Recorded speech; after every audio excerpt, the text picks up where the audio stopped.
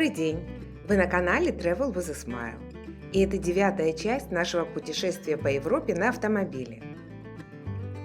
Сегодня нас ждет день удивительных контрастов. От суровых альпийских вершин к озерам Швейцарии, виноградникам Эльзаса и сказочным французским деревням. Будут меняться не только пейзажи, но и сама атмосфера путешествия, а вместе с ней и наши впечатления. Ну что, готовы? Тогда начинаем. Итак, друзья, мы продолжаем наше путешествие. Кто смотрит нас, вы знаете, что наш тур идет и не только по красивым природным местам, но еще и по винодельческим местам. Мы посетили Тоскану, мы посетили Лигурию, и сейчас мы еще хотим поехать в район Эльзаса. Это Франция. Так что на нашем пути уже столько стран было европейских. Сегодняшняя дорога – настоящее удовольствие. Вокруг вершины, реки, зеленые склоны и бесконечные серпантины. Сейчас склоны еще по-летнему зеленые, но пройдет всего месяц, и Альпы заиграют осенними красками. Конечно, хотелось бы такое увидеть. Значит, увидим, раз хотелось. Опускаемся вниз, а температура поднимается. В Андермате температура была -1 утром. Еще совсем недавно вокруг были суровые вершины, холодные горные реки, но дорога постепенно меняется. Едем и обсуждаем, что дороги поддерживаются в исключительном состоянии. Все обочины обкошенные, деревья прореженные. Покрытие прекрасное. Если где-то какие-то трещины, тут же их заделывают. Налоги в Швейцарии высокие, но сразу видно, куда они идут.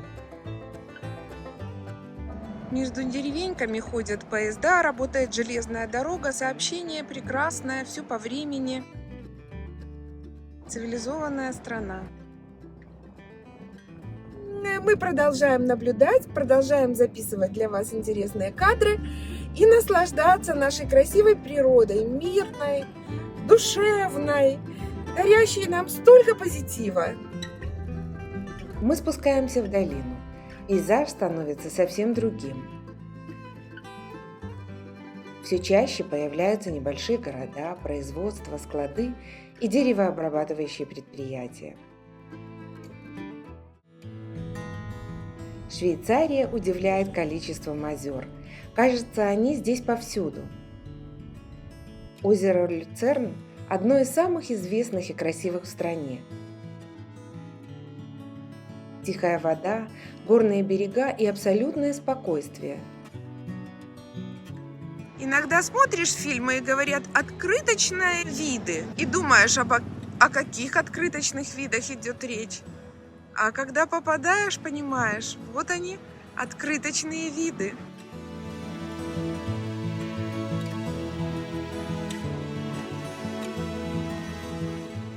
Даже рыбаки здесь выглядят частью пейзажа.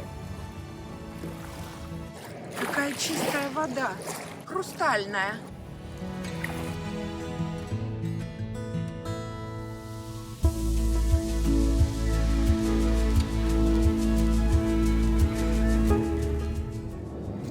Сегодня наша дорога лежит большей частью вдоль озер. Вчера мы любовались заснеженными вершинами, и они нас так восхищали. А сегодня нас восхищают виды озер. Тоже хорошая погода. Озера огромные, кажется, бескрайние. Альпы постепенно остаются позади. Пейзаж становится мягче и спокойнее. Уже начинают краснеть клены, березы. Кажется, вместе с дорогой меняется и настроение путешествия. Ну, интересно, наверное, ситуация по дороге. Может быть, ты нам что-нибудь расскажешь? Ситуация такая, за 3,5 часа проехали 86,5 километров. Ну, такая ситуация. Постоянные остановки, постоянная съемка, постоянно какие-то красивые места. Даже все, больше останавливаться не будем вообще. Разве если что-нибудь такое, ну, например, въезд во Францию. Вот. А так, вообще-то, при спуске с перевала у нас расход был 4 литра там. А сейчас, получается, расход уже 5,5. Но это с учетом того, что мы такие населенные пункты проезжаем вдоль озер со ограничением скорости 30, 40, 50. Вот мы вот здесь были на перевале вчера, и потом мы двигались. Сейчас будем в сторону Цюриха двигаться, потом в район Кальмара. Вот, еще 3 часа ехать. Шикарный вид. Тут же коровки, тут же бензозаправки, тут же колокольчики, тут же козы, тут же барашки. И Всё. тут же промышленное И предприятие. тут же вот промзона опять какая-то. Вот, снимай, коровы и промзона. Вот она, то, что мы говорим. Вот коровы, и вот тут же ж какая-то промышленная зона. А здесь автомагазины, агроматы. В общем, жизнь смешанная, перемешанная.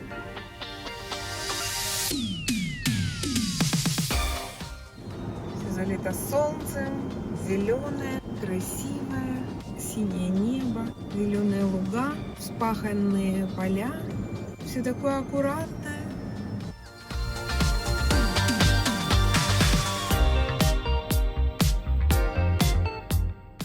Едем вдоль Рейна. Мы в Швейцарии, а на том берегу реки Германия. Переезжаем Рейн и въезжаем в Германию.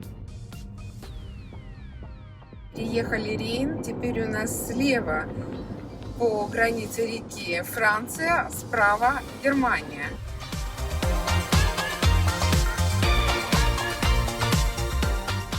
Через 800 метров сверните на съезд направо. Франция. Поворот направо, и начинается Эльзас. Нас встречают виноградники, аккуратные деревни и совсем другое настроение дороги. После гор и озер пейзаж кажется почти домашним. Направо. Затем ваше место. Вот и наша остановка. Семейная винодельня Шербернар эт Фелс.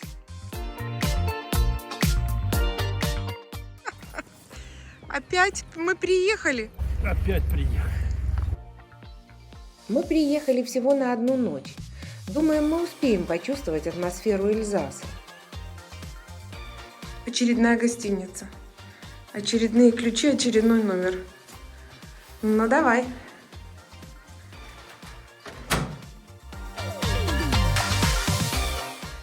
Какой милый, уютный номер. Прекрасно. Просторно, и в окно видны виноградники. Ой, волшебно, действительно. Смотрите, как красиво. И вот это все виноградники. Это Эльзас. Вечернее солнце золотит виноградники. Урожай уже собран. Лист начинает желтеть и местами краснеть, раскрашивая горизонт. А вдали маленькие французские домики. Мы в Эльзасе. А вы на канале Travel with a Smile. Да. Мы доехали таки до этого региона. Мы проехали порядка 300 километров всего со стороны Швейцарии, с Андермата. Но ехали 6 часов, потому что было много остановок для красивых съемок. Узкие улочки, маленькие городочки, ремонты дорог. Но мы не Ну, в общем, пожалели, правда, что да, мы так долго ехали? Все нормально. Эльзас чем славится? Белыми винами. В основном белыми. Ризлинг, Пино Грис, Пино Нуар тоже у них есть. Мы за вас сделаем дегустацию. Поверьте нашему вкусу. Все покажем. Да. День заканчивается, но мы хотим успеть на дегустацию. Нужно поспешить. Когда мы пришли в зал дегустации, посетителей уже не было. Нам предложили необычный формат. Пока сомелье готовил зал к завтрашнему дню, он согласился параллельно провести дегустацию для нас. Честно говоря, такой формат нам понравился даже больше.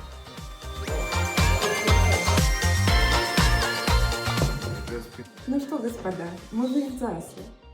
Мы осваиваем еще один винный регион. Да. Здесь очень красиво. Так колоритно. Солнце освещает виноградники. О, это красиво. Приезжайте сюда. Начинаем с шампанских вин. С папой. Сори. Несмотря на дорогу 6-часовую, но вот эта картинка, она всю усталость сразу сняла. Какая-то она очень оптимистичная, правда? Ну как-то по Франции легче ехать. Ровно, потому что... Разговор с сомелье быстро стал неформальным. Мы говорили о винах Эльзаса, местных традициях и жизни региона. И, кажется, сомелье совершенно не собирался отпускать нас без еще одного бокала для дегустации. Это называется emotion. Ну, кто бы мог подумать, может быть, другое название.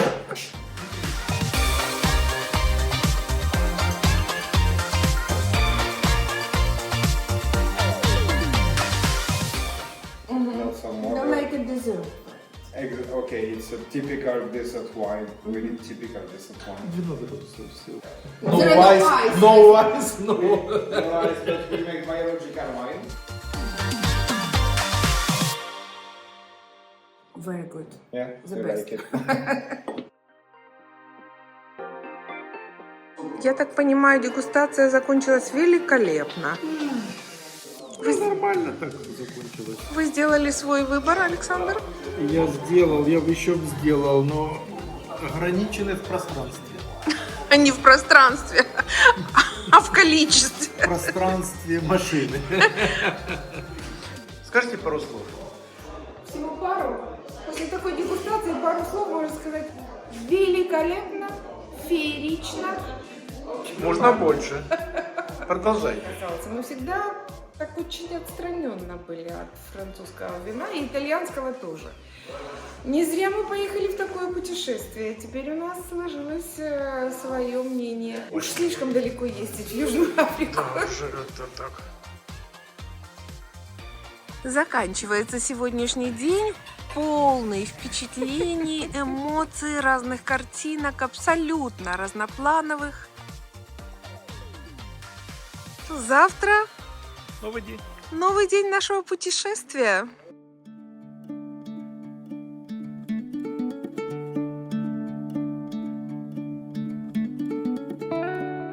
Сегодня мы проснулись, нас что-то разбудило. Мы выглянули в окно, и это было не случайно такой ранний наш подъем, потому что был такой великолепный рассвет.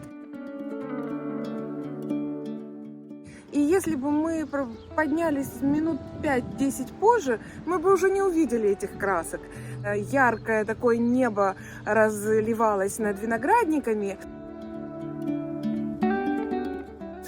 Очень было красивое начало дня. Перед отъездом нам захотелось немного прогуляться по виноградникам и заглянуть в закулисье винодельни. Посмотреть, как устроена обычная семейная ферма.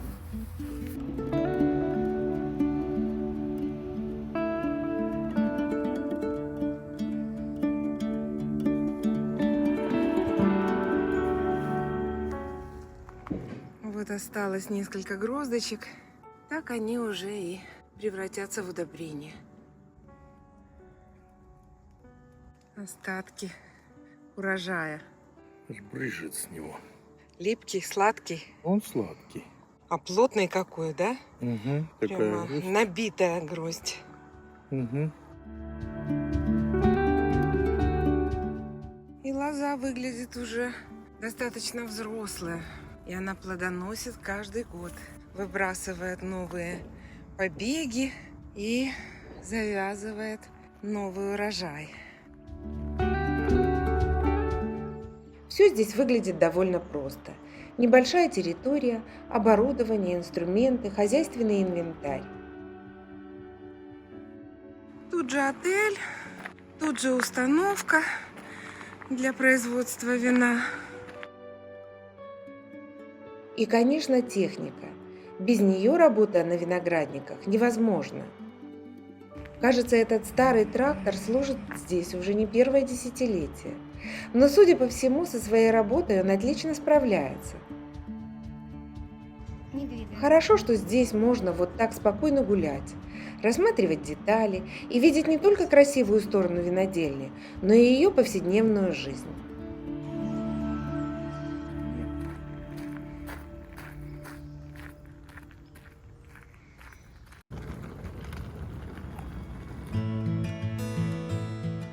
Рядом с винодельней находится маленький эльзасский городок Гебершвир.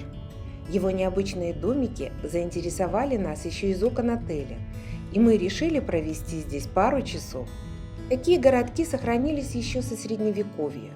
Узкие улицы, старые винодельческие дома, цветы на окнах и удивительное ощущение тишины.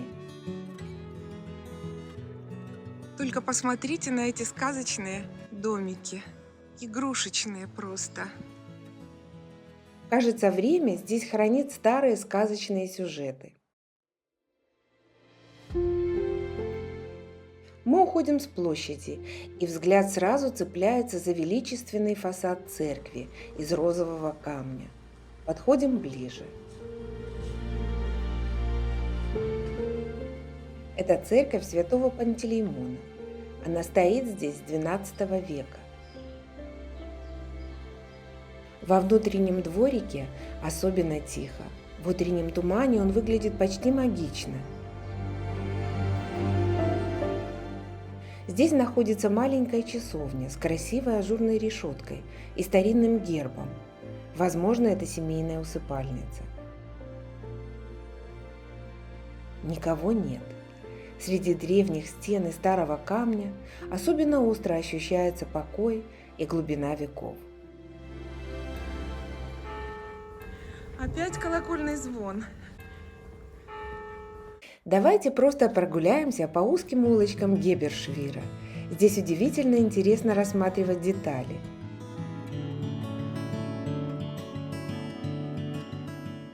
Город еще спит, туристы не приехали, и нам повезло увидеть Гебершвир таким тихим и спокойным. Кажется, здесь можно бесконечно разглядывать окна, вывески, старые двери и цветы.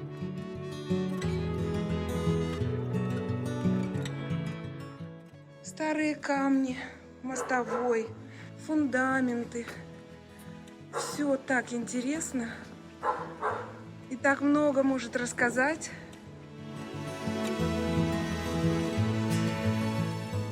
А еще Эльзас невозможно представить без цветов. Герань здесь почти стала символом местных городков. Горшки с цветами повсюду, а кусты роз, кажется, растут прямо из старых стен и фундаментов домов. Яркие цветы украшают окна, карнизы, арки. Все выглядит очень художественно и нарядно. Интересно, что между французскими городами даже проводят соревнования на звание самого красивого цветочного города.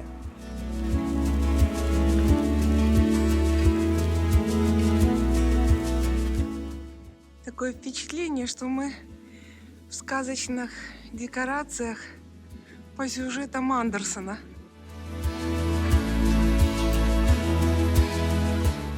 Кажется, что из окошка сейчас выглянет какая-нибудь Герда и позовет своего брата Кая на обед, который приготовила бабушка.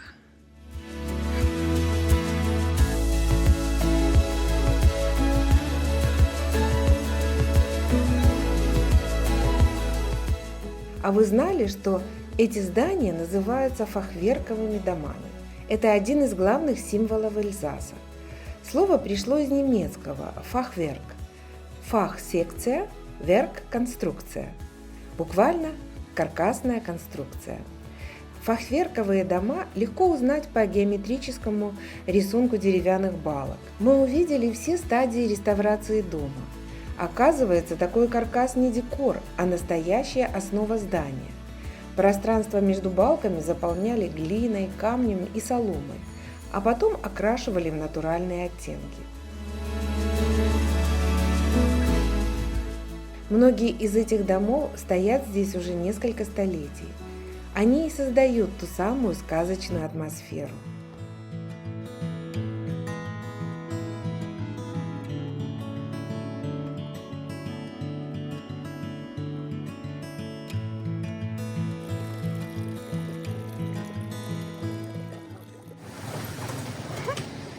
И современный мотоцикл. С ума сойти.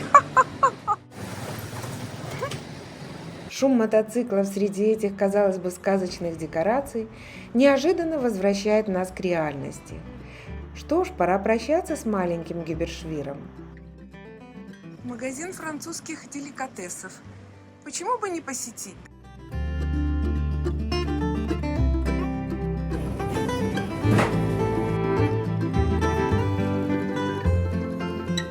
Перед отъездом купим несколько гостинцев на память об этом уютном месте. Деликатесы из Прованса? Из Эльзаса.